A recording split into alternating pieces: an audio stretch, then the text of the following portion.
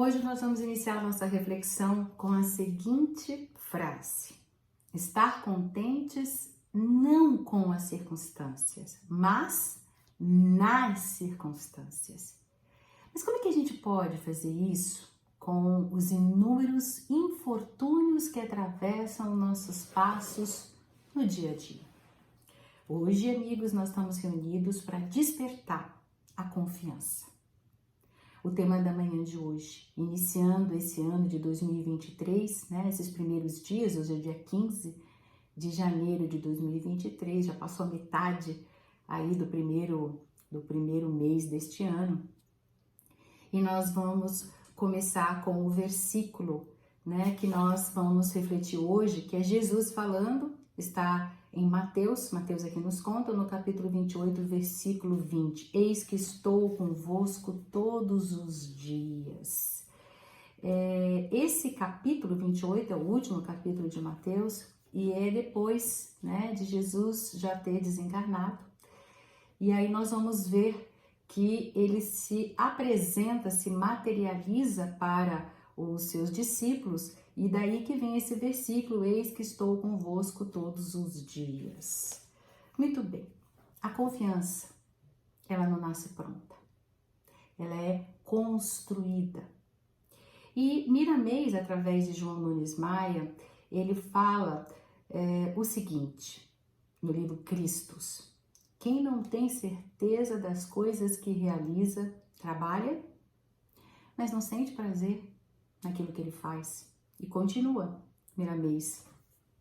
Falta-lhe a confirmação das suas obras pela aprovação interna que se chama conscientização interior dos seus ideais. E tem uma historinha que ilustra muito bem essa aprovação interna que cria aquela força nos embates, nas dificuldades da vida.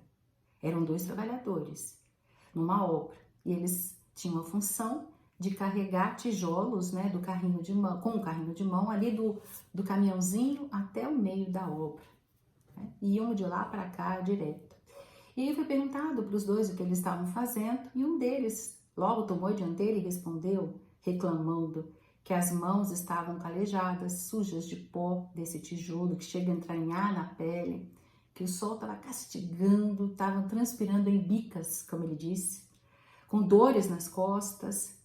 E o outro, que também foi feito a mesma pergunta, responde: estou construindo uma catedral.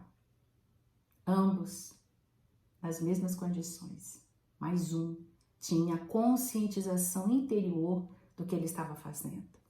Um exemplo do nosso dia a dia, por exemplo, uma mãe em trabalho de parto.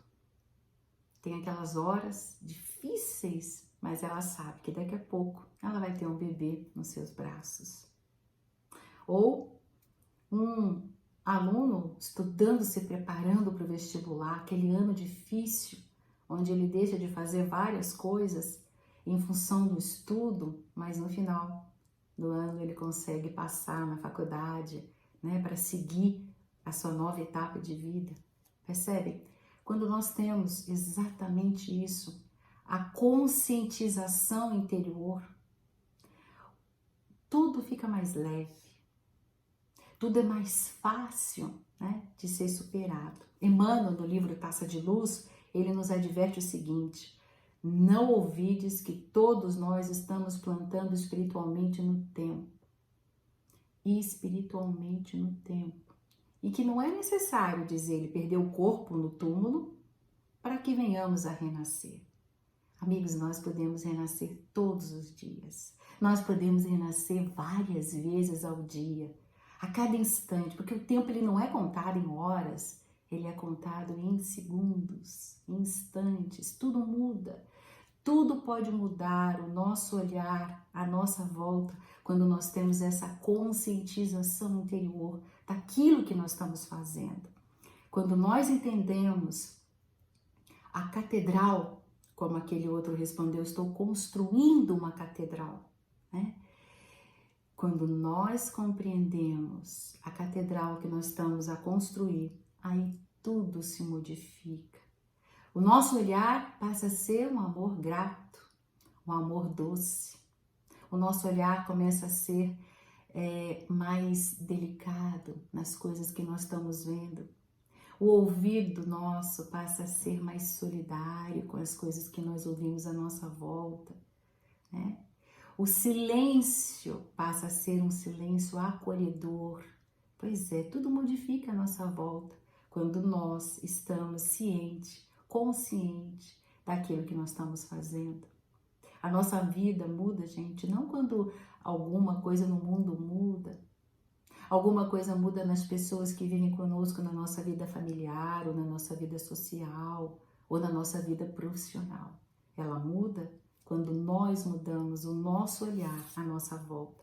Mas cuidado, porque muitas vezes nós queremos enxergar com os olhos dos outros e aí sabe o que acontece? A gente não encontra eco na nossa própria existência.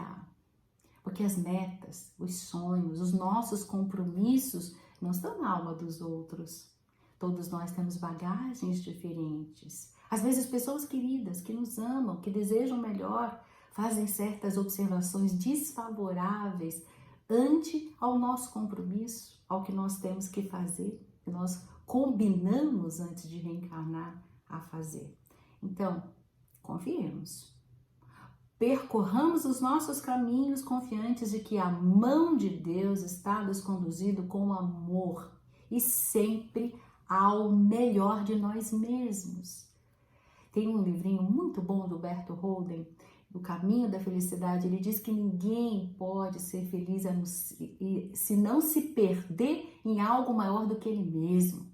Ele diz que existe uma regra, uma lei que é universal, e essa lei é eterna, que proíbe o homem girar em torno de si mesmo, sob a pena de atrofia psíquica e espiritual. Por isso que Jesus dizia para nós, né? Perca a sua vida para ganhá-la. Às vezes, certas situações acontecem na nossa vida que parece que nós estamos perdendo a vida. E, na verdade, nós estamos ganhando porque nós estamos fazendo aquilo que o Cristo nos ensinou. A compreender, a perdoar, a entender, a acolher. E é isso que o Mestre nos ensinou. Então, pode parecer naquele momento que você está, né, se sacrificando, que você está, muitas vezes, passando por situações desagradáveis em função da elevação do outro. Mas ele diz, perca a sua vida e você vai ganhar a vida. Qual é? A vida verdadeira, a felicidade verdadeira, né? Aquela felicidade de ver a outra pessoa vencer, a outra pessoa crescer. Essa é a maior alegria e satisfação, a verdadeira felicidade. Por isso, às vezes, nós não entendemos o que está nos acontecendo, mas é Deus costurando a nossa vida. Tem uma história muito conhecida chamada O Bordado, e eu não sei o autor. Se você souber, fala aí para mim. Escreve aí, tá? Voltando lá naquela primeira fase, né, do que nós estamos falando, refletir, né, que aquela primeira frase que eu comecei para a nossa reflexão, ser feliz nas circunstâncias, seja elas quais forem, não com as circunstâncias. E eu quero ler então esse O Bordado, que diz assim: quando eu era pequeno, a minha mãe costurava muito. Eu me sentava perto dela e lhe perguntava o que estava fazendo e ela me respondia que estava bordando. E eu observava o seu trabalho de uma posição mais baixa de onde ela estava sentada. Provavelmente ele estava brincando com o carrinho ali no chão, né? E sempre lhe perguntava o que ela estava fazendo e ela dizendo-lhe que de onde eu estava, o que ela fazia, me parecia muito confuso. Ela sorria, olhava para baixo, gentilmente dizia: filho, sai um pouquinho para brincar. E quando eu terminar o meu bordado, eu vou te chamar e vou colocar você sentada aqui no meu colo e vou deixar você ver o bordado da minha posição. E perguntava-me por que ela usava alguns fios de cores escuras, porque aquilo me parecia tão desordenado de onde eu estava. Minutos mais tarde, escutava ela me chamando: filho, vem, senta aqui no meu colo. E eu fazia de imediato e me surpreendia. E me emocionava a ver a formosa flor e o belo entardecer naquele bordado. Eu não podia crer que de baixo aquilo parecia tão confuso. Então a minha mãe dizia: filho, de baixo para cima, Tudo te parecia confuso e desordenado, porém, não te ocorria de que havia um plano em cima. Havia um desenho. Eu só estava seguindo. Agora, olhando da minha posição, saberás o que estava eu fazendo. E muitas vezes, diz o autor, ao longo dos anos, eu tenho olhado para o céu e dito, Pai, o que estás fazendo? Ele responde, estou bordando a tua vida. E eu lhe replico, mas está tudo tão confuso, em desordem.